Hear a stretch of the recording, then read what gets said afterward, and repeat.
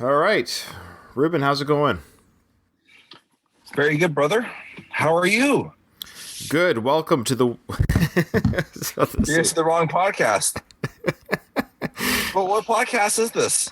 Okay, so I was about to say welcome to the worst of the best podcast, which is not true. I might as well plug that podcast, Ruben, for our Rocky podcast listeners. Now's the time to do it. Ruben and I have another podcast called The Worst of the Best Podcast, found on all of your podcast apps, wherever podcasts are sold. Check us out. We cover a variety of topics, pop culture, food, you name it. We pick the worst from the best. That's all I can say. Go check it out. If you like Ruben and you like Ryan, I don't know why people don't listen to that podcast. Here's the thing, Ruben. This is what kills me. It's about a 10-to-1 ratio. Between the Rocky podcast listeners and our worst of the best podcast listeners. So that means that people barely tolerate me and you. Sure. They just stick around for the Rocky content. That's right. The worst, the best, those that do listen to it love it. It's kind of like Fresca. 10 out of 10 Frescas. Lovers prefer the taste of Fresca. Right. You know? Yeah, I like that. We're the Fresca podcast, the worst of the best podcast. And the Rocky podcast is basically, it's not quite Pepsi or Coke. Maybe it's Jolt. Remember Jolt? Jolt. That's hilarious. I have forgotten about Jolt. Yeah. Holy cow. Okay. Whatever happened to Jolt? Maybe Jolt went by the wayside, much like Rocky 5. So we should do a worst the best episode of all the top selling 10 colas. Jolt? Top 25. Wasn't Jolt the slogan like twice the sugar, all the caffeine, or twice the caffeine, all the sugar? I think. It pops like any other drink. It fizzes like any other soft drink. But this cola is said to be different. It will give you a jolt of energy. Jolt has all the sugar and twice the caffeine of regular soft drinks. That the promotion on it indicated that you would really get a pickup from it, which you probably would on a temporary basis. When the caffeine fix is gone, though, it may cause a downer, just like other caffeine drinks. The caffeine level in Jolt is just under the level allowed by the Food and Drug Administration, but still only about a third of the caffeine found in coffee. The drink also has lots of cane sugar in it, 160 million pounds of it from right here in Louisiana. Dr. Lang says because the sugar passes over the teeth fairly quickly and doesn't stick, it shouldn't cause a major problem. Based on what I see now, just the fact that it has double sugar and double caffeine, I don't think it's necessarily going to cause double the amount of cavities. However, Dr. Lang says if Jolt is abused and misused, it can cause problems, just like abusing other soft drinks can also contribute to cavities. This is crap for you. It's just crazy. Well, this was before Red Bull, mind you. So they were kind of like the forerunners. Oh, what's stopping them from doing something now? Okay, Jolt Cola, Ruben. They were founded in 1985. Yeah, sounds about right. Jolt Energy. They got Jolt Energy. They tapped into the energy product. Yeah. So Jolt, in the mid-90s, became a competitive cola product in Pakistan. But it didn't survive the competition. Oh, that's hysterical. Imagine if we all of a sudden became huge in what's it called? Pakistan. You're right. It just rolls off the tongue for me. You're right. Wouldn't it be weird though if all of a sudden we're toe-to-toe with Joe Rogan in Pakistan? This is the Go in the Distance, the Rocky Series podcast. We're recording this without our usual notes, and we're going off the cuff as per our last 3 years. And I don't know if we're going to finish Rocky 5 yet or not. I think we can. Okay.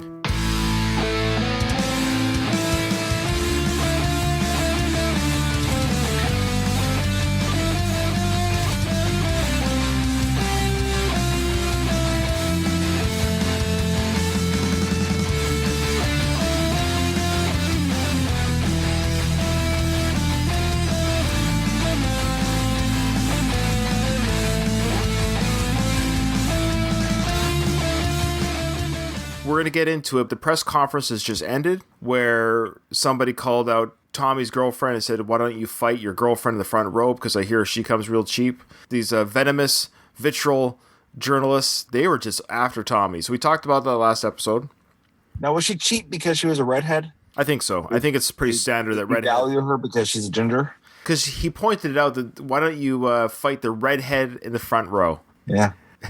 It's like white racism. I know we have cousins who are gingers. The school, there was a kick ginger day. Oh, really? And yeah. Some of them got kicked pretty hard. Really? Oh, yeah. Well, it's not funny. No. It's just weird that is even a thing. Right. Little small, little white town. Who can we be mad at? You with red hair. Right, yeah, redheaded people. Well, Ruben, we got some mail. MALE. That's right. We got some mail. I tell our listeners, hey, thank you so much for tweeting us, for messaging us. You can find us on Facebook at Going the Distance, the Rocky Series Podcast. You can find us on Twitter, Going the Distance, the Rocky Series Podcast. If you punch those things in, our handles will come up. It's the easiest way to explain it. And Punch. punch. Yeah, punch those digits in. If you want to send us mail via email, we actually have a few people that do that, and I would like to read those out. I think people do appreciate mail. And our email address is gtdwithrr@gmail.com. That's gtdwithrr@gmail.com. So basically, that's the acronym Going the Distance with RR. That's Ryan Ruban. This is from our longtime correspondent and listener, Greg. He just says he wants to thank us for mentioning him on the podcast the other day. This was a podcast, Ruben, where I mentioned that I was on Skype. And if people want to find us on Skype, it's just Rocky Series Podcast. That is our Skype handle. Call in anytime, and you can leave us a voicemail. I believe you can leave voice messages on Skype, right, Ruben? Sure. Yeah, I think you can. I have no idea. It always gives you the option to do it, like leave a voice message. Oh, yeah, it does. Okay, Yeah. so I'm telling our listeners if you would like to talk to Ryan and Ruben, leave us a message on Skype, and we can play that message for our listeners on the podcast. So that's Rocky Series Podcast is our handle. We're the only one on Skype with that handle, so find us there. Greg tweeted out that we were doing that, but he apologized that he couldn't call in on the show when I tweeted that out on one of my recordings because he's at work Monday to Friday, but he wanted to give us a plug on Twitter for that. And I also mentioned that his Twitter handle is, I forget what it's called now, something like Limp Noodle or something, or Limp Noodle, or... So I forget what the handle is, but he said that he actually got a follower from me plugging his handle. Hilarious. But speaking of his limp noodle, Sure. you probably get a prescription for that. Yeah, Greg, if you need some help. And he also wanted to say that he is running in the Rocky Run in Philly next weekend. It's his Really? It's his third straight year to do so. Very cool. Good for him. Yeah.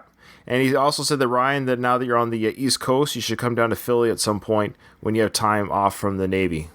Do you have any plans on doing that? Absolutely, Ruben. I think summer 2020 is the window I'm looking at, yes. Because it's only a 6-hour drive down there.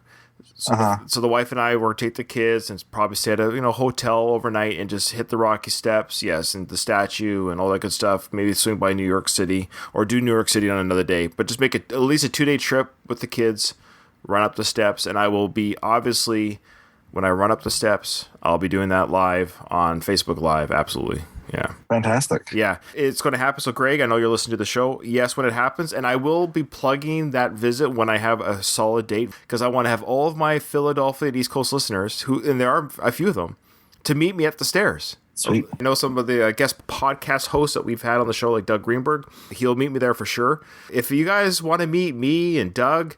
and Ruben won't be there, I don't think, because he's above Seattle, Washington, geographically, if you want to look, and Victoria, British Columbia, Canada. It's going to be an event, absolutely. The second email that we got was another Greg, but his name is Gregory Nihan. He said, love your podcast. When you get to Rocky Balboa, he's got some good stories for us about the paintings that Paulie has around him in the movie. Sweet.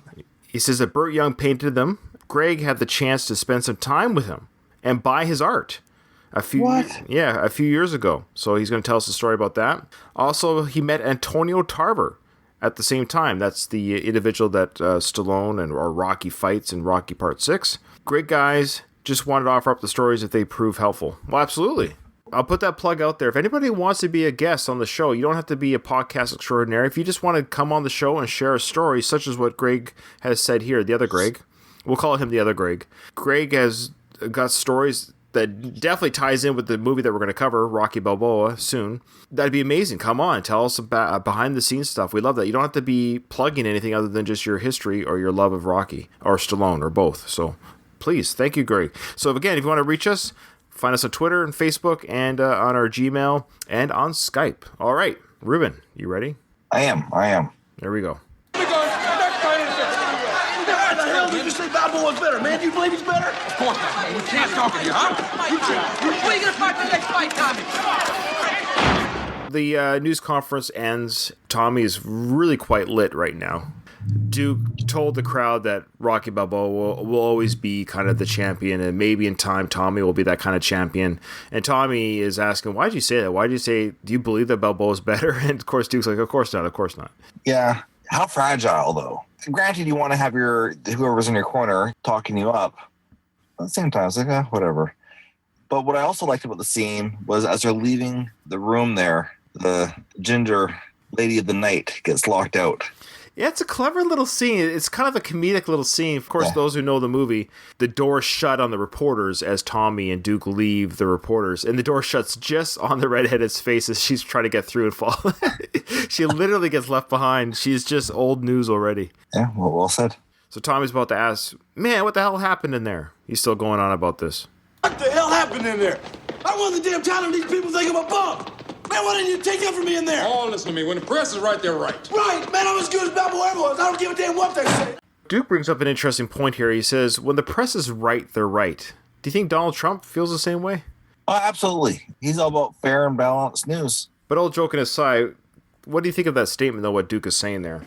Actually, I was kind of more focused on what Tommy was saying. Them thinking that he's a bum. Is that really part of the vernacular? Is that what people say? The Rocky term for bum. Oh, I know. Yeah, okay, sorry. I know. When was the last time you ever referred to somebody as a bum? Well, I never have, and I don't think you ever have. Yeah, I think it might be an East Coast thing to call somebody a bum. Yeah, bum. It just throws me off. Right. And also his voice reminds me of somebody. I can't quite think of it. I might shout it out later in the episode. Okay. Well, what do you think of what he was saying? Duke or Tommy there? Duke. When the press is right, they're right. I think what he's kind of saying is, he's not saying that he agrees with them or even that they're telling the truth, but it's kind of like the press controls the information. That's some truth to that. So when he says, whatever the press says, they're going to say, and it's going to go out there, we can't control it. To some degree, you really can't control what they're going to print. Yeah, you can't control what anybody says. No. Tommy's still flipping his mullet wig here, and he's about to throw his baseball cap on the ground, the one last redeeming quality that he had because it hid his mullet a little bit. He's about to say that I'm tired of being called the damn robot too. Call the damn robot too. Listen to me, Tommy Gunn. You can't fight the press. I can't fight the dog press. And as long as they got Balboa in the brain, he'll always be champ. The man fought wars in the ring. Duke brings up kind of a nod to Rocky IV there. The man fought wars in the ring. Yeah. And I like it when when sequels in particular, no matter the sequel, when they kind of nod or mention something that happened in a previous show. So yeah. Man fought wars in the ring. I love that. I love the way he says that. Richard Gant, who plays Duke, is just so good. Every line delivery is just amazing. Well, he's got a great cadence to his voice. It's very believable. Yes, it's wonderful. His partner here, Merlin, is about to chime in and just add fuel to the fire. He says, you're in his shadow, and I don't know if there's any way out. You're in his shadow. I don't know if there's any way out. Man, this is your old man talking. No. Listen to me. There's a way for you to get the respect you deserve, but what you got to do is challenge Balboa to fighting man to man. All right, so here we go. He's building up. He's building up to his big speech that I don't want to stop when it kicks in. Duke's got a promo that he's going to put on Tommy here. I mean, Tommy's all ready to fight Balboa. I don't know if this is a speech more to us as the viewer. Well, it's all for us. Well, you know what I mean, though. I wouldn't say a smart movie plays to the story more to the audience, but if Rocky were to walk in right now, Tommy would fight him. Sure. Kind of related, but not. Last night I saw the new Terminator movie.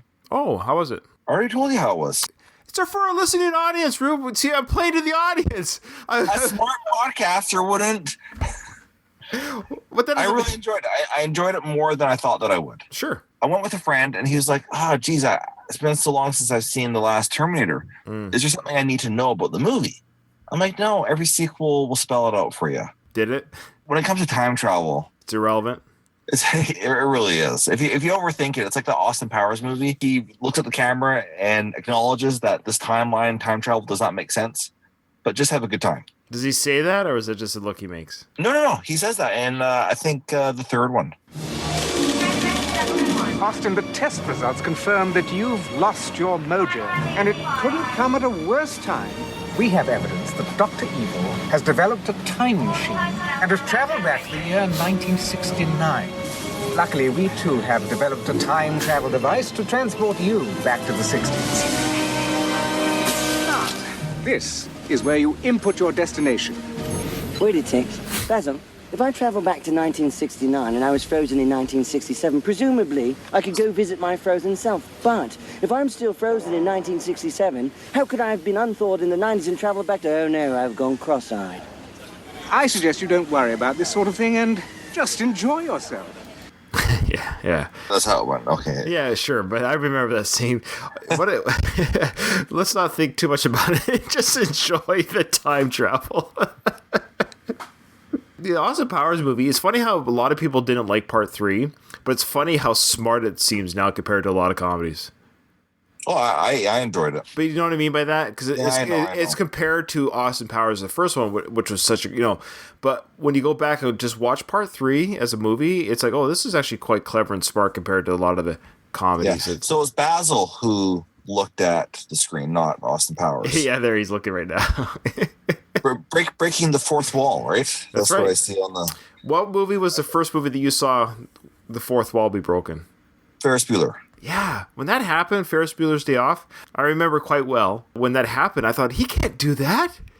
Yeah. Yeah, he can't talk to me, the viewer. How's he? What am I watching here? Am I watching Ferris Bueller or am I watching Matthew Broderick playing Ferris Bueller? It really, yeah.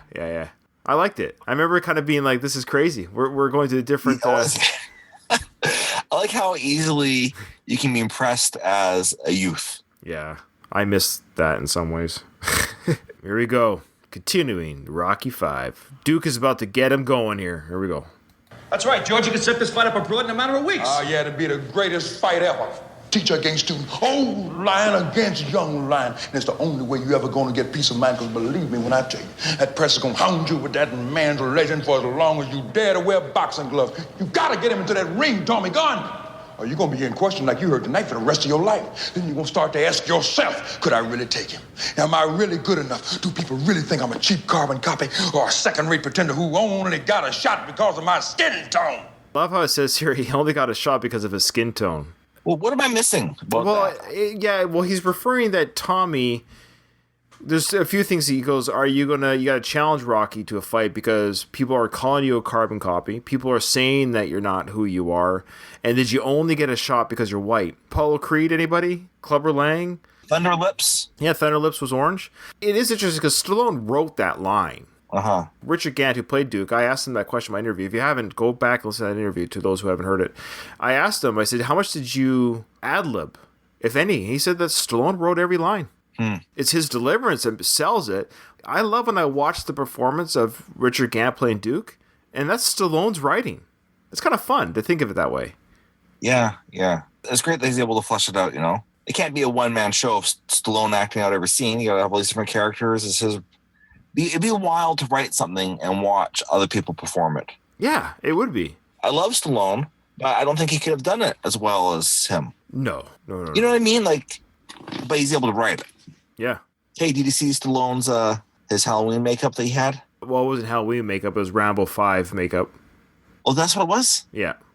Skin hanging off his face? Yeah, but it was to put over his eye because he got beaten up. Rambo 5? Yeah. Remember the scene where he got beaten up by the Mexican? Oh, yeah. His face was all puffed up. That was that day of filming. So he actually put it over his eye real quick to show you that he had the big black eye puffed out, or the swollen face. Yeah, really good makeup. So yeah, the skin hanging was just a prosthetic that he was going to place over his eye for the filming. He's got a good sense of humor, that man. And he was poking fun there. Schwarzenegger, did you catch that? No, because I see all this stuff when I'm at work, and I can't listen to it when I'm at work. What happened there? Oh. I saw Schwarzenegger on Kimmel. Did you get this rebuttal to that? Yes. Yeah, those two, they keep poking fun at each other. It's nice to see that they can do that. Back in the 80s and 90s, they were friends, but they were truly competitive, ego-wise. Sure. There's a line in Terminator Dark Fate that was hilarious. Oh. I couldn't do it justice, and nor would I. But it was hilarious. So here's Schwarzenegger on Kimmel, and then Stallone responds to this clip. Thank you. But so they came to me with this other movie, and I forgot what it was called. Stop or My Mother Will Shoot. My Mom Will Shoot, exactly. Yes. That's right. And so I read the script, and it was a piece of I mean, let's be honest. And so I said to myself, I'm not going to do this movie. So then they went to Sly, and then Sly called me and he says, hey, have they ever talked to you about this movie? And I said, yes. I was thinking about doing it. I said, this is a really brilliant idea, this movie. And so when he heard that, because he was in competition, he immediately called him and says, look, whatever it takes, I do the movie. So he did the movie. Wow. And of course, the movie went major into the toilet. You are a diabolical man. Okay, so that was that part, and then here's Sly's response. Okay, my big muscular friend, I saw you the other night on Jimmy Kimmel, kind of making fun of me, telling the whole world about how you tricked me into doing the worst movie ever made. Nah. Does it bother me? Nah. Is it burnt into my memory like a horrible scar? Nah. Well, maybe just a little bit. So anyway, as you know, I write, which is something you don't. Oh, did I say that? And I've decided to write a sequel called For You. Sequel for you called Stop or Your Grandmother Will Beat Your Ass. And I will be directing and producing and mocking it all the way through. Anyway, you keep punching, big guy, and good luck with your film. So that's good. And I love I give a little bit of a dig there. And this is kind of true when you have the Arnold versus Stallone comparisons, which is inevitable. It's like saying, who's better, Larry Bird, Michael Jordan, or whatever. They're both amazing in their own right for what they do as actors and entertainers. But Stallone does write, direct, and produce. Arnold never does that. He just never does. It's just not in his wheelhouse. Yeah, they're both funny. Arnold has better comedies for sure, and he's got great comedic timing on his own. So they both have a sense of humor. Arnold's sense of humor translates better on screen than Stallone's, at least outside of the Rocky franchise. They should do a movie together. Escape Plan. But but that's funny. That's funny. Like they could do like a gold gym owner. There's somebody that's opening up a gym across from his gym, and yeah, I like that. Yeah. Golden gyms. Yeah. For the golden years. Yeah, that's right. The golden years. Man, that'd be awesome. Golden gym years. All right, here we go. Duke's going to wrap it up. If Richard Gant got an Oscar nomination, which he should have for this film, let's be honest, he should have. Here's the clip they would have shown the Oscar audience. Got to challenge that man to fight Tommy Gunn. And if he refuses, then you got to insult him. You got to dog him. You got to humiliate him. You got to do whatever you got to do to get him into that ring. But that's what you got to do. So then it cuts to the bar, Andy's bar. Beer, sports, and... What? Beer, sports, more... what does it say? Hoagies? I think it says hoagies. Beer, sports, something to hoagies. Nice. Okay, yeah. Blast off, rolling silver. So we got Rocky playing pinball, and that's him talking to the pinball machine.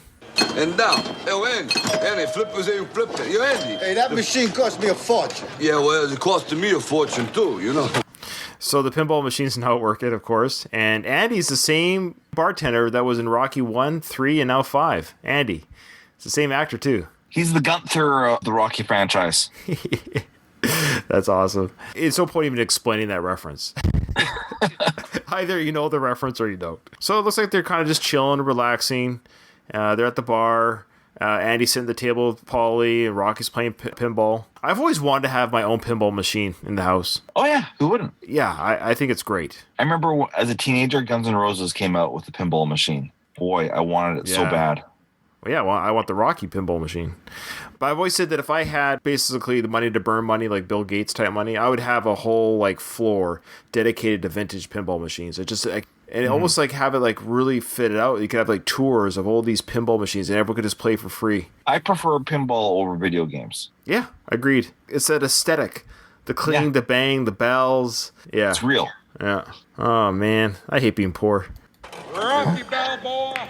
So somebody calls out from the distance. You hear Duke calling out Rocky Balboa. So he's outside. I love how it's this ominous sound. You've got Duke calling from the street to the bar. How did he know he was there? As a business owner, where the public comes in to my establishment, it'd be weird if somebody opened up the door to my business. started calling out one of my other customers. I'd be like, what are you doing? Give me 2 first names put together. What do you mean? To give me 2 first names. Sure. There's an Andrew. Okay, Andrew David. That's a name. Yep. Yeah. So yeah, you're in your business. Okay? I'm in my business. You're doing I got customers. Okay, customers. I'm at the till. Okay, let's try it out. Andrew David. What? Andrew David. Who's doing that? Andrew's like, I'm sorry, but I don't know what's going on here. He's so bad. Andrew David, I'm here to beat you up. And actually, the guy calling for Andrew David isn't even the guy that's going to do the fighting. No, it's a third person. Yeah. He's just there to stir the pot. Yeah, he's... What the hell was that? Rocky Balboa, there's a man out here wishing to speak with you. So already he's kind of turned this into a spectacle, and it looks like there's reporters around them ready to film this, to make this like some sort of promotional, to show the masses, live on pay-per-view, what started in the street will end in the ring type thing. Yeah, it'd be like them live streaming it. Exactly. But they had to film it and then show it later. Rocky Balboa. All right, so Rocky's getting a little tense here. Paulie's like, oh boy, here we go. Rocco, you know who that is, huh? Yeah, I know who that is. Now, when he says, yeah, I know who that is, I don't think he's actually referring to even Duke. He knows that Tommy's there. Sure. And then someone says, hey, Rocky, do you need some help? This is the best part. Oh, Rocky, you need some help? No, guys, ain't no pie eating contest.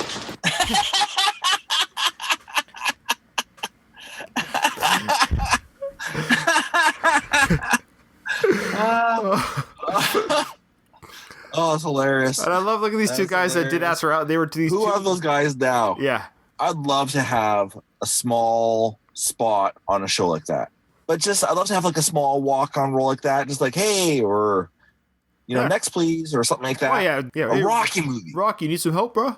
Do you know how many times those two guys watch the Rocky films and they watch the training sequence and you think to yourself, okay, I'm going to do it. I'm going to get off my butt. I'm going to train. These guys just have to eat pie. That's all they got to do.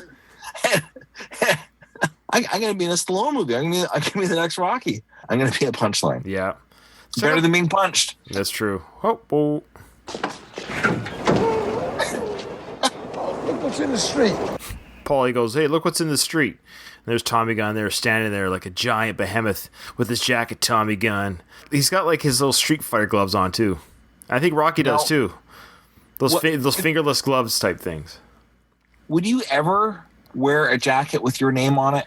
Never, ever. You're either famous or you're not.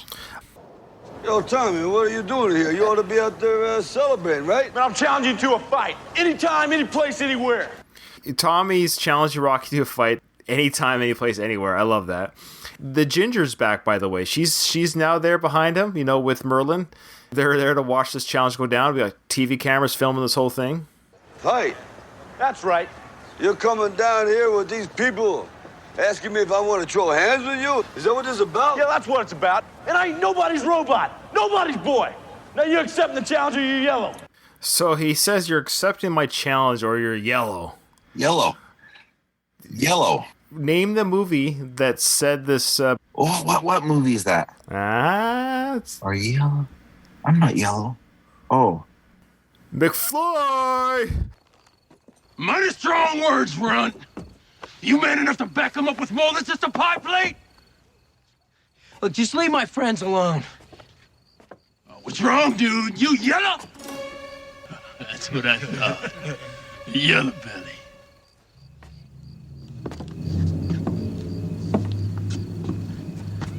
Nobody calls me yellow. And let's finish it right now. Oh, hey. Biff would always, that was the thing that got Marty. He didn't ever like being called yellow. What are you, yellow? It's very obscure. Why yellow? If you're afraid to ask someone on a date, you're yellow-bellied. If you're easily frightened or spooked, you're yellow-bellied. So it's the short form for yellow-bellied. The word originally applied to birds that literally have a yellow belly, the yellow-bellied sapsucker. From there, it came to being an insult for cowards. If you're afraid to ask someone on a date, you're yellow-bellied. If you're easily frightened or spooked, you're yellow-bellied. This is often used as an insult or challenge, like, what are you, yellow-bellied? It's a bird reference. They probably were skittish birds that flew away really quickly. Like old birds. Yeah. Oh, it's so funny. I love origin stuff. Like, do they all know while they're out in the street, this person's referring me to a bird? Is he going to call me a skittish bird? I just want to notice Paulie's expression as the movie paused. Look at him. Yeah, I know. Is ooh. Yeah. He did not say that. You know. I love it. He has no class. Come on, Rob. Hey, he has no class. Come on. Let's go outside. Come on. So I love how Paulie's being the reasonable one here, saying, "Come on, Rock, let's go inside." He has no class. They really put a lot of stock in this class and bum and. Yeah. For me, it's a bit of a foreshadow when Tommy's like anytime, anywhere, any place type of thing. Oh yeah. In our heads, you're thinking, well, he just means fighting, like in a ring. Yeah. But Sly knew. Oh yeah. Anywhere, anytime. This is going to go down. Yeah,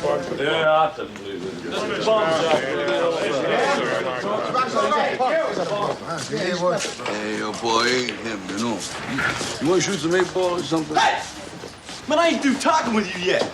Hey, look, Tommy, I ain't got no more to say to you, okay? Look, I just want good things for you. Oh, hell you did. Man, you're only in this for the money. Money? It's like those insults that kids will throw at people that don't make sense. Yeah. So Tommy's throwing an insult at Rocky, saying, "You know, you're only in this for the money." And Rocky's like, "Money? What are you talking about? I'm the money." That he's like, "I told you not to go to the Duke because of the money." Tommy's grasping at straws, just trying to get him worked up. I'm tired of walking around in your shadow, man. People call me your robot. You thought I was in this for the money, Tommy? You know, we were supposed to be like brothers. You don't remember that? You don't know this, but you got a deception going here. This guy here, he was using you for the bait. He wants to get you and me in the ring. That's what he wants us to fight each other, you know, to make the money, right? He don't care about you. Tommy don't care about me neither. Right? Come on. Enough of the fantasy. Let's talk reality. Rocky Balboa, are you prepared to accept Tommy Gunn's challenge? Tommy. All right. Hey! I would have taken you any time. Hey, Tommy, you're a piece of garbage, you know that? Hey, this ain't none of your business. Things are kind of heating up here. They're getting kind of personal. Duke has tried to even tell Rocky, "Hey, come on, let's have a fight. Are you going to accept this challenge or not?" Paulie's had enough. Now, in real life, how hot is he in that fur coat? Duke? Yeah. It's like furrier than all the animals that it killed. Yeah, and both him and the redheaded woman, they're both wearing fur coats right now. But they'll be going to the streets soon, Ruben. Come on, boy. Ain't none of my business. Boy, forget about The it. man spit blood for you. Put your head in his own family, and you bring these rat bums around here. Tommy. Huh? Tommy. You kill his dignity? Rocco made you your shot. You know that? He's the real champ. You're just a goddamn joke. Now, just get out of here before I break the face. Tommy, come on. Oh, boy. So Paulie laid it out on Tom. Everything that he's been wanting to say about Tommy, he's just laid at Tommy's feet. Well, everybody needs to have a friend like that that's willing to say whatever to stick up for you, whether it's your spouse or... He is loyal to Rocky, but he says that Rocky spit blood for him. Maybe when they're sparring, I don't know, like, did he accidentally hit Rocky in the mouth? Maybe it's just figurative, but everything else wasn't figurative. Like he says that he put Tommy ahead of his family, which is true. Basically, he did everything for Tommy, and now Tommy's coming here to do this. But now family has been hit, Ruben. He's been friends and family. Well, look, he's been Paulie's brother-in-law for 15, 16 years, but he's known Paulie since they were kids. So, or at least since they were teenagers. Here we go. So Paulie hits the floor. Rocky is not happy. What? Break your hand on that bum and what are you worth then, huh? Oh, are you okay? So Duke says, if you break your hand on that bum's face, what are you worth then? It's an interesting because it's actually kind of realistic. They actually put a bit of reality there. The idea that you can Well, that's what he said he was going to do. He was going to bring the reality. Yeah, what, Stallone? Duke. Oh, yeah, good catch. He goes, enough fantasy, let's bring reality. Yeah. Even Duke realizes it's getting out of control here because that is his commodity, and things are slipping out of control. Rocky's asking Paulie, are you okay? And Paulie's going to look up at Rocky and say, You should have left him on the street where you found him. Should have left him on the street where you found him. Well, that's hindsight. Sure. But Paulie saw it coming a mile away. You knocked him down. Why don't you try knocking me down now? No. In the ring. Tommy Gunn only fights in the ring. Get out of here. My ring's outside. Yeah? Let's do it. All right, here we go. Now, for the sake of our listeners, we're going to go through the fight as it happens, and you'll hear it as we're watching it. And we'll pause it here and there, but it's just a lot of punching. And it really is a street fight. It is a street fight, but let's go. Let's kick into it here. There's some things that do happen throughout the fight, though. So the ring is outside, Ruben. The ring is outside. Now, this is a big bone of contention that I've brought up 1,000 times on this podcast for the past couple of years, 3 years. I don't want to beat a dead horse. I don't mind that they fought in the street. I just wish the movie ended in the ring. We're at the hour and 30-minute mark, so the movie is already kind of played a little bit long. It's too bad they didn't figure out this scene 20 minutes earlier, had them start in the street, and then it does get broken up, and they say, we'll finish it in the ring for sure. And then you do a little 10-minute montage, 10-minute fight, then it ends. But whatever. That's my thoughts. Yeah. Let's go live. Go live. Come on here. So now the reporters are saying, let's go live. Let's go live. The idea being that they're going to stream through their satellites to whatever news channels in Philly, Rocky and Tommy fight in the street. It's a good get. Can you imagine, Ruben, this fight legitimately being televised into your living room? That's what they're saying. Let's go live. Yeah. Let's go live.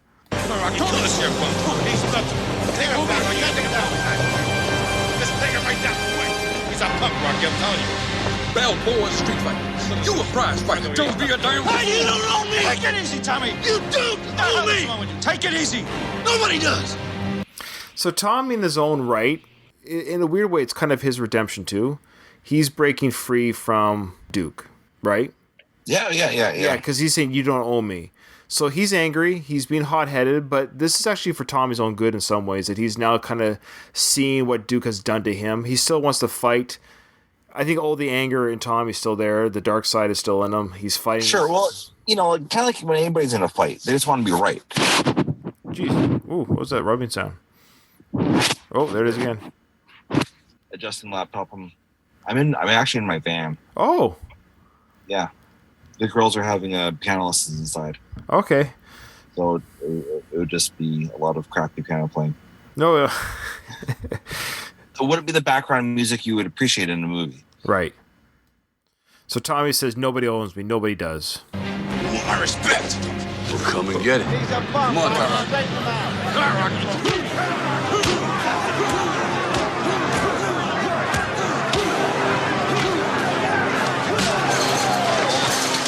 Right away, Rocky, just old man strength, 25, 30 years of boxing experience.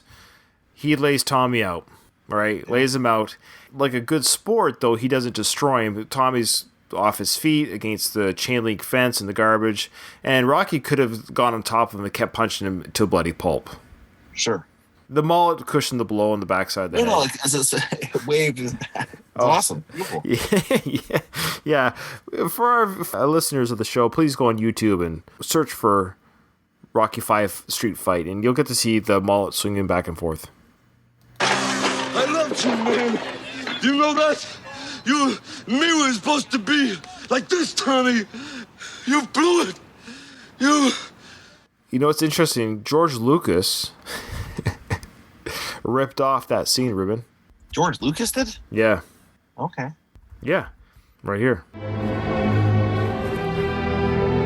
You were the chosen one! It was said that you would destroy this Sith, not join them! Bring balance to the Force! Not leave it in darkness! I hate you! You were my brother, Anakin! I loved you! So there you go. Revenge of the Sith came out 12 years after Rocky 5, but it's almost verbatim in some ways. The idea that the trainer beating down the student because the student got engulfed in anger and jealousy, and Rocky said to Tommy, you and I were supposed to be tight.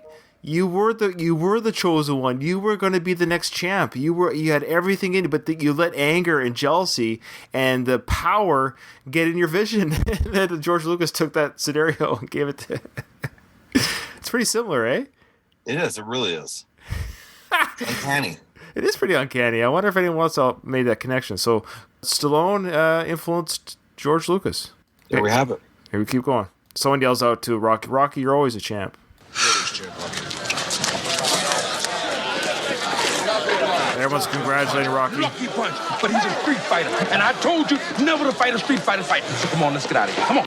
So Duke tells Tommy, look, he got lucky. He's a street fighter. Trying to keep Tommy still has his money-making machine. Like, let's just let this go. Fair advice. Yeah, he's trying to protect his asset. Come on. You're always a champ, Rocky. Great. So Tommy comes behind Rocky. Kidney punches him. Cheap shot in the back.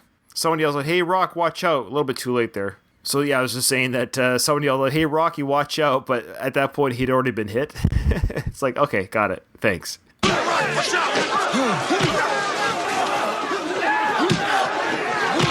So Tommy just starts fighting some of the bar patrons that are in the crowd. Oh, it's a disaster. I love it.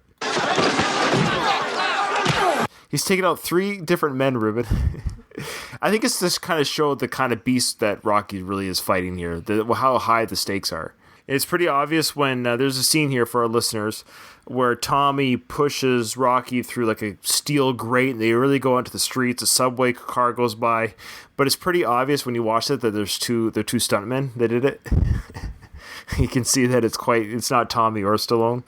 How dare you? It's hilarious. It's like go on YouTube, put it in slow motion, like quarter speed. Like you can do that on YouTube. You can see that it's stunt doubles, of course. It's stunt work, but still.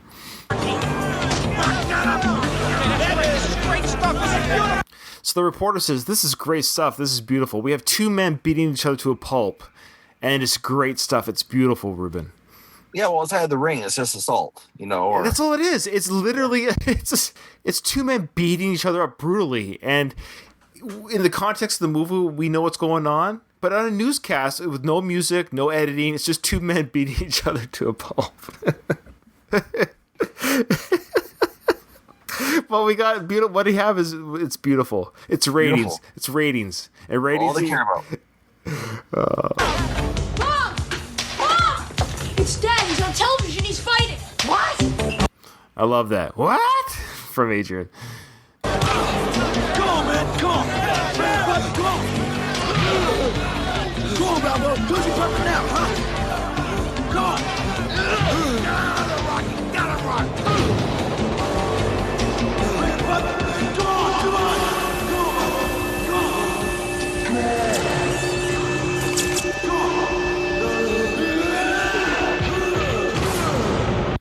So this part's really dark and brutal. So Rocky's holding his head. You can hear it in the recording, but he's getting the traumatic like flashbacks from his fight with Drago. And there's a scene there where Rocky actually puts his hand out like, no. It's like, stop hitting me. He's actually asking Tommy to stop hitting him. Who could blame him? Tommy lays him out, and there's a image of him on the Rocky 4 hitting the canvas from Drago's punch, and Tommy hitting him, and he goes to the pavement. Kind of coincide with each other. You gotta get up. Come on, get up. Now, why is Paulie telling him to get up? Paulie should be saying, look, there's no fight here. You're getting your head caved in here. So, Rocky, stay on the ground. We'll just wait for emergency services to show up here. But he actually tells Rocky to get up. Go on. There's a really creepy sounds and imagery here of Mickey coming out of the blue here in his thoughts. But you hear that little ear. Do you hear the sound that it made? Almost like a horror movie. Yeah. Type feeling to it. Okay. And Mickey's looking around, coming out of the dead, kind of looks around like, what's going on? The prodigal son has returned. He's the Force is strong with Rocky, and Obi-Wan Kenobi, Jedi, which is Mickey with the Jedi powers. You don't ever die.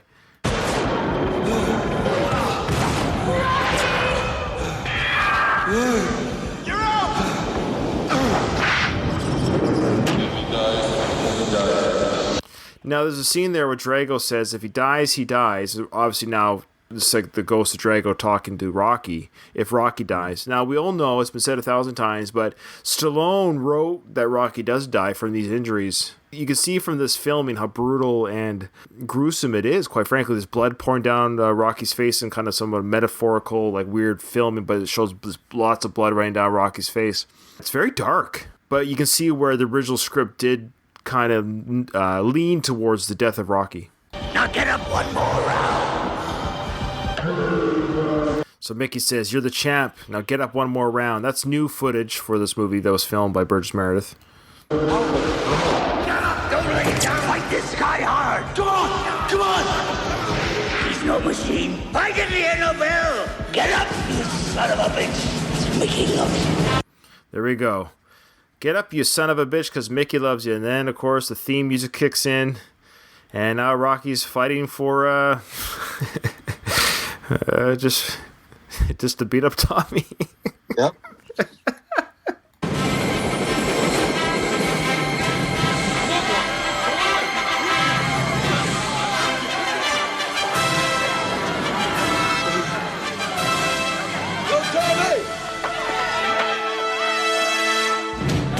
I didn't hear no bell. Tommy. One more round. Tommy, get back. Come on. Get back. Tommy, you don't need this. Tommy, you lose your finish. I got one more round. Come on. I'm not gonna knock you out this time. I'm gonna put you to the street. One more round. Come on, Rocky. Rocky, come on, Rocky.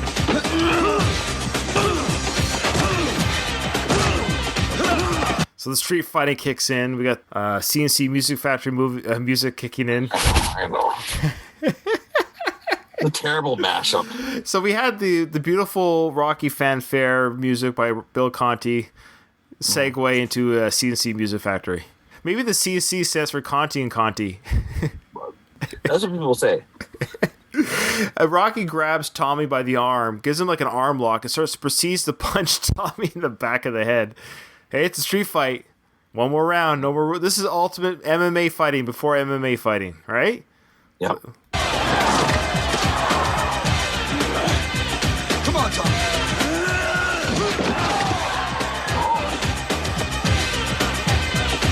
And then Rocky does a big like street takedown. Tommy charges him, and Rocky does this like street takedown where he almost like a jiu-jitsu type move, you know.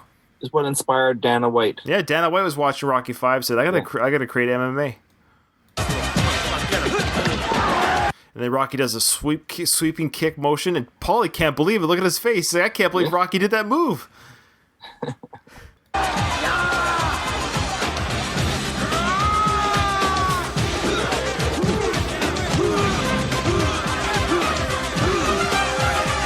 This is Conti and Conti Music Factory. You've got the CNC Music Factory mixed in with the Bill Conti Orchestra. Yeah. Mashup. Old Lion versus New Lion. That's right. That's exactly what's going on.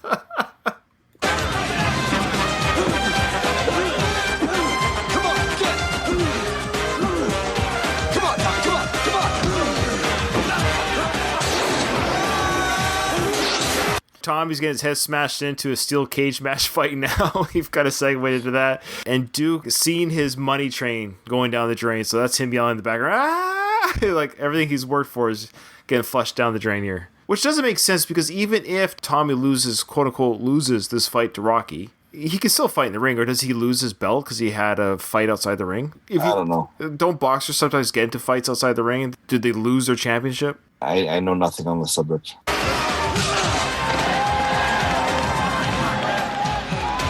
Touch me and I'll sue. So Rocky knocks down Tommy. Tommy's laying on the ground recovering, and Rocky bumps into Duke, and that's the first time when Duke says, touch me and I'll sue you. We'll see how that plays out later. All right, Rocky, done. What in the hell are you doing? Get up! What in the hell? We've had a moment here when Tommy got knocked down, Rocky walked away, Tommy started the fight again, and then Tommy got knocked down, Rocky walked away, Rocky got knocked down, Tommy walked away actually, then Rocky came back, now Tommy got knocked down again, and just finish the fight, guys. It's like, it's basically looks like you have to knock them out cold.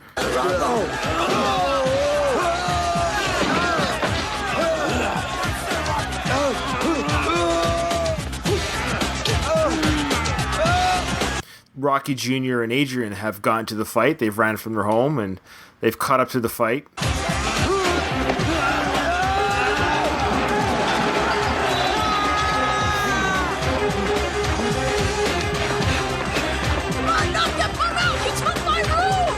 So that's a great line there. The Robert's upset that Tommy took his room. Hilarious.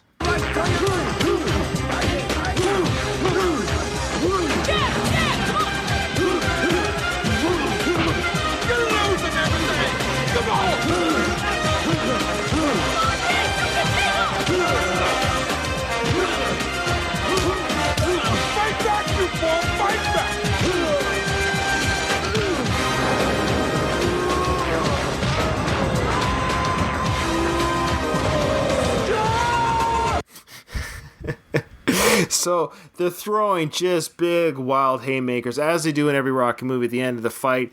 Big, wild haymakers, just taking bare knuckle fists to the face, Ruben. Yeah, I'd be done. And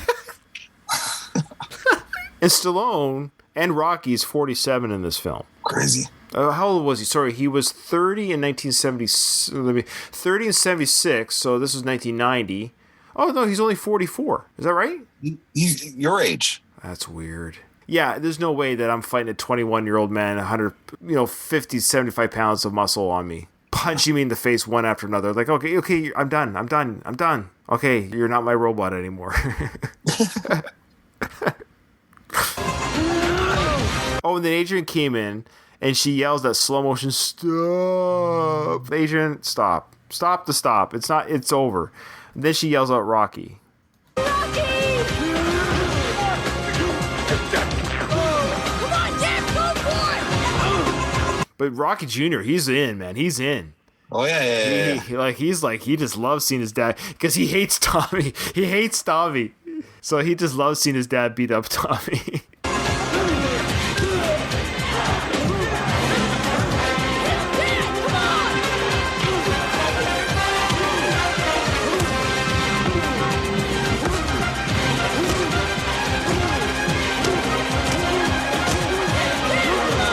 Just think about how many hits these guys are taking, Ruben. He's just thrown 5 punches to Tommy's gut and ribs. Unprotected shots. Sure, yeah. With bare knuckles. Bare knuckles. I love look at the crowd around them. I don't know if you can see how good your screen is. Yeah, I can see it. Look at this girl here. Just kind of like, yeah. Look how close they are to 2 grown men fully swinging their arms. You're not standing that close. My wife would be gone so fast. Look how many women there are. 1, 2, 3. I love how they're all between the age of 32 and 45. Ladies' night out. Oh, man.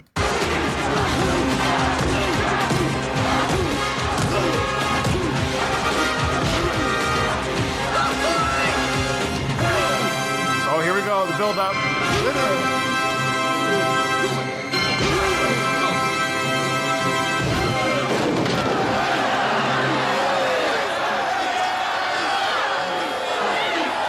He lays out Tommy against some sort of city bus that pulled up to the fight, that added light to the fight. And it's funny how the crowd, it's almost like the crowd can hear the music. Yes, they know the fight's done. They know the fight's over because now they can celebrate. Rocky was knocked down at least twice, out cold. Tom was knocked out cold.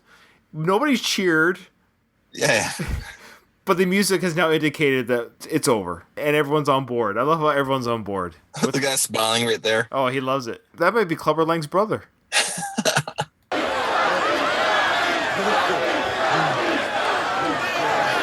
Adrian, you're right. You're right. I love that. Adrian, you were right. You were right. This fight that he had with Tommy was more dangerous than any fight he's ever had inside the ring. Oh, easily, yeah. The pavement impacts, the bare knuckles to the face and the eyes, the eye damage and the concussions. It's funny. Had Adrian just let Rocky... She made it worse. She did make it worse. If she had just let Rocky fight in the ring at the very beginning when Duke came with the proposition and not even fight Tommy... The proposition originally was for Rocky to fight Union Kane, a complete joke. Something that Tommy laid out in 1 minute. Yeah, it's all Adrian's fault. This whole thing is Adrian's fault. Rocky says you were right. Rocky, she was wrong. Yeah. She was Rocky wrong. She's wrong. Had Adrian let Rocky fight Union Kane at the very beginning, they would have never have met Tommy, or Rocky would have been he wouldn't have trained Tommy because Rocky would have been champion. Tommy wouldn't have been able to approach Rocky because Rocky would not have been in a position training other bum fighters at the gym because he would have been a millionaire again working in his mansion. This is where we need to listen to Basil from Austin Powers. Just go, enjoy it. Enjoy the ride. Yeah. Isn't that crazy, Ruben? It is. Adrian was wrong. She should have let Rocky fight Union Kane. That's our hot take. All this could have been avoided had Rocky ignored his wife's pleas, fought Union Kane, taken the paycheck, and then retired again. Done. God damn. Only America. Now, what's he referring to there? I don't know. No, there's street fights in other parts of the world. Is he saying that the Rocky redemption, or that the crowd loves Rocky even though he's not the real champion? I don't know. So Rocky puts his arm up in the air. He's got his loved ones around him. Sure.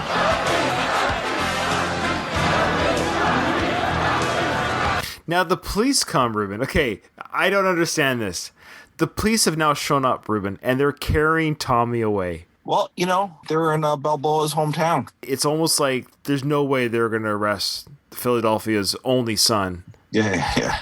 Rocky Balboa. Yeah, the police are carrying Tommy away. For starting the fight, maybe? They watched it all live on TV. That's true. All the evidence is there. Yeah, Rocky was only defending himself. Yeah. Hey, Rock! Y'all classed the bomb, huh? So Duke just can't leave well enough alone. Rocky was walking away, and Duke says, hey, y'all class the bum.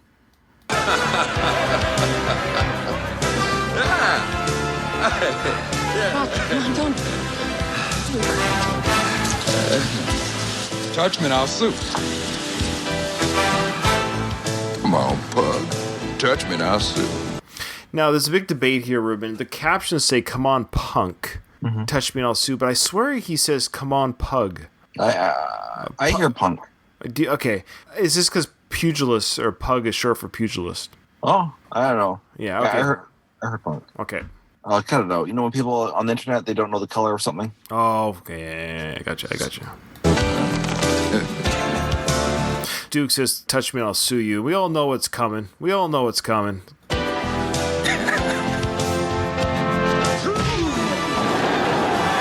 He punches him in the middle of the chest plate area, or maybe just below it. But he flies up in the air. Yeah. His impact, there's just no way. Duke's a big man. So we're to assume that punch in the middle of his body sent him vertically in the air 2 to 3 feet and landed on a car. I believe that. I saw it with my own eyes. Talk about reality. Sue me for what?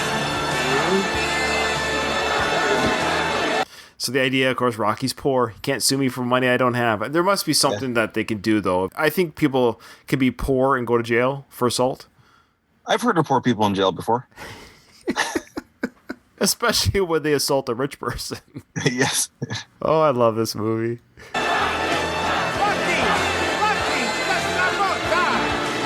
Father Carmine's happens to be at the fight as well, and he's just called out a couple blessings to Rocky. And Rocky says this to response to Adrian about Father Carmine. Hey, yo, boss. I love it when he does that. So Rocky loves it when Father Carmine throws him down blessings. Yeah, who wouldn't? Stop.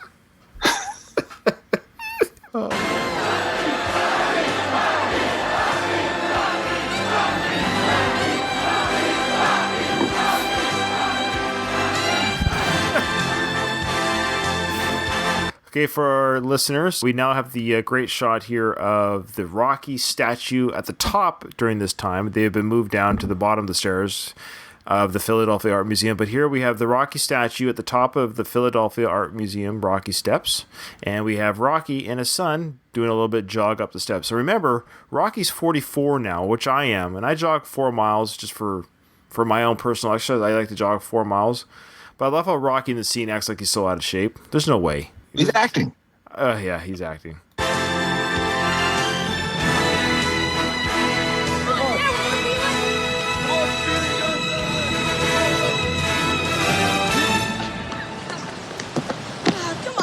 Better than that? No way. I don't know. It's like these steps keep growing taller every year. My goodness. Good little Rocky line there. Those are good little Rocky lines. These steps are growing taller every year, indicating that it's harder for him to jog up them every year. But that's actually a really great cinematography here of Rocky and his son. And this scene's so hard, though, to watch. Just knowing that I know. This person that he's interacting with on screen in real life is his son, and his son Sage is dead. Ugh. It's sad. I don't have any cool film of me and my kids, but at least right now they're with me, But it's just tough though. Oh boy. Anyways, Woo! Look at this thing, kid. So he's speaking to the statue. Rocky's talking about the statue. As long as this thing is here, Pitches is always gonna have a place to sit, right? I can't believe it, This is where it all started for me, kid. Running up and down these steps, It's all tying everything together because when this film was made, it was everyone's intention, including Stallone's, truly that this was the last one. So they're kind of tying everything together here. And Robert's trying to tell his dad that we're going to be late for the exhibit inside the museum. Dad, yeah. Dad, we're gonna be late. Oh, yeah, okay. Hey, wait, what's wrong with you here? What's wrong with it? You got something growing here. You got like a bump. What bump? This bump. Rocky's being silly, saying, hey, you've got something on your ear. And he pulls out Rocky Marciano cufflink that Mickey gave to Rocky, that Rocky inadvertently gave to, or wanted to give to Tommy. But now Rocky's giving it to his son as it should be. Mm-hmm. Thanks, Dad. You deserve it. Thank you for being born. Thanks. What do you think? The new me? Robert's placing the cufflink against his ear like an earring. And here's a line that they wouldn't write today coming up. You look like the daughter that I always wanted. What are you talking about? You can't write that today. It's too edgy. Back when that was out in 1990, when I saw the all the girls wear earrings, or weird people. Yeah. Hey, don't punch me. I'm getting brittle as it is. Look at this, I've been running up and down these steps for 20 years, and I never knew there was valuable pictures in this building, Well, you're never too old to learn something new. Yeah. You're gonna love Picasso. Oh, yeah. Well, I love almost everybody. That's a great ending line. I love almost everybody. I love how he said, though, that he's been running up the steps for 20 years. Now, if he's 44, he started running up the steps when he was 24, and that was 6 years before the events of Rocky 1. So apparently he was running these steps as a training regime before Rocky 1 started. Well, that makes sense. But in Rocky 1, when he ran the steps, he was horrible at it. So was he that bad at it all that time, or did he stop doing it for a little bit before the events of Rocky 1? It could be just like a period of time. Okay. Well, the movie before we end, the movie does end with this song, and while this song plays, it's interesting that they picked this artist and the movie with the little quip that Stallone gave about boys wearing earrings. Oh, that's right.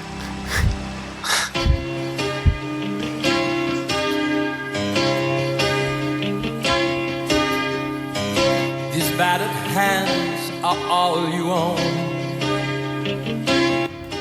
The Elton John song is actually a really nice song, Measure of a Man. It's a nice song. And they have images of Rocky 1 through 4 and up to 5. I love how they included the montage of pictures from Rocky 5 in the film Rocky 5. Rocky is the king of montages. Yes.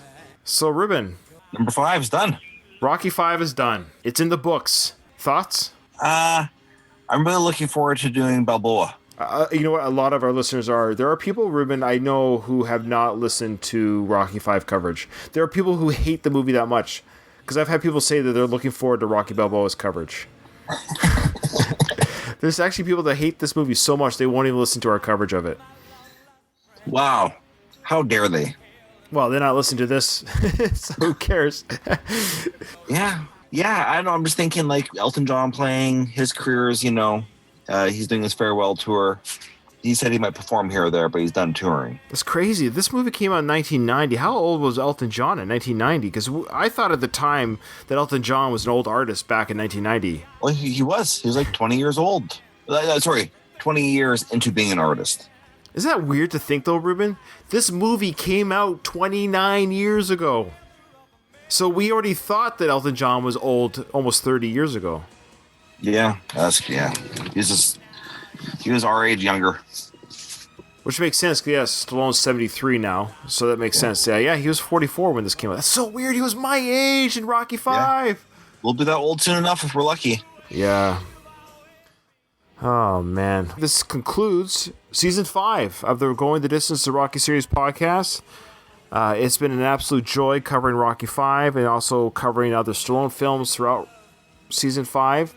Having guest hosts, interviews. It's the biggest interviews of our show have actually happened during the Rocky V coverage. Bill Conti and Richard Gant, to name a couple. That's amazing. Mm-hmm. It's amazing. Yeah. Who's next? Elton John? Why not? Yeah. Any words, Ruben, to close up Season 5? Ding, ding! And with that...